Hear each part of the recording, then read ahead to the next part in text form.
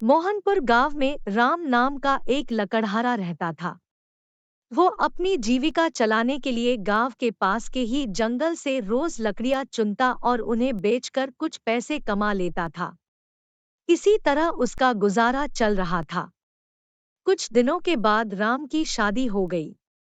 उसकी पत्नी बड़ी खर्चीली थी, इसलिए अब उतनी लकड़ियों को बेचकर घर चलाना मुश्किल हो गया था।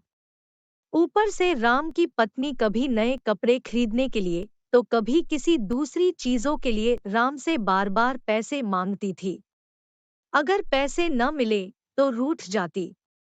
राम अपनी पत्नी से बहुत प्यार करता था, इसलिए उसकी नाराजगी वो बर्दाश्त नहीं कर पाता था।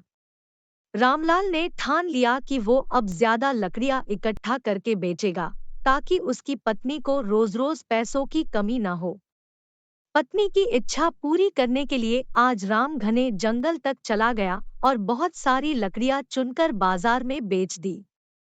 ज्यादा लकड़ियों के ज्यादा पैसे मिले तो खुश होकर राम ने सारे पैसे अपनी पत्नी को दे दिए। अब रोज रामलाल ऐसा ही करने लगा।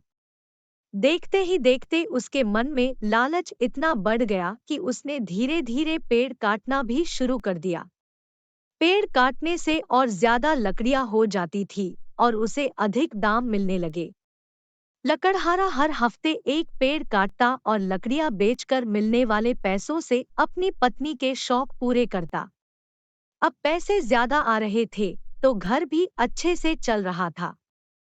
धीरे धीरे राम ने पैसों को जुए में लगाना शुरू कर दिया। जुआ खेलने की लत ऐसी लगी कि राम एक मोटी रकम इसमें हार गया। अब इस रकम को चुकाने के लिए राम ने एक दो मोटे मोटे पेड़ काटने का फैसला लिया।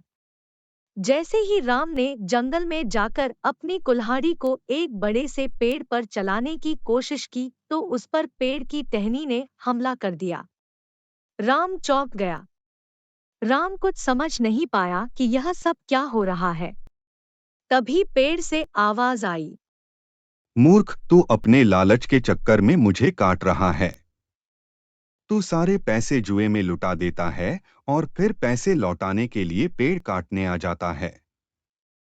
तुझे पता है कि पेड़ कितने कीमती होते हैं।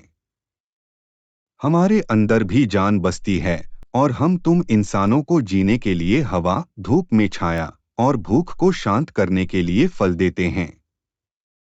लेकिन तू अपने स्वार्थ के लिए हमें ही काट रहा है। आज तू रुक, यही कुल्हाड़ी मैं अब तेरे ऊपर चलाऊंगी। पेड़ की टहनी कुल्हाड़ी से राम पर वार करने ही वाली थी कि वह गिड़गिड़ाने लगा। उसने माफी मांगते हुए कहा, मुझसे गलती हुई है, लेकिन मुझे सुधरने का एक मौका दो। अगर आप मुझे मार दोगे तो मेरी पत्नी का क्या होगा? वो अकेली पड़ जाएगी। आज से मैं किसी पेड़ को नहीं काटूंगा, यह प्रण लेता हूँ। यह सब सुनकर पेड़ को राम के ऊपर दया आ गई। उसने राम को छोड़ दिया। छूटते ही राम भागकर अपने घर गया और पैसों के लालच में न आने का संकल्प ले लिया। तो बच्चों, लालच में आकर पर्यावरण के साथ खिलवाड़ नहीं करना चाहिए। हमें ऑक्सीजन पेड़ से ही मिलती है। इन्हें काटकर हम खुद अपने जीवन में संकट को ला रहे हैं।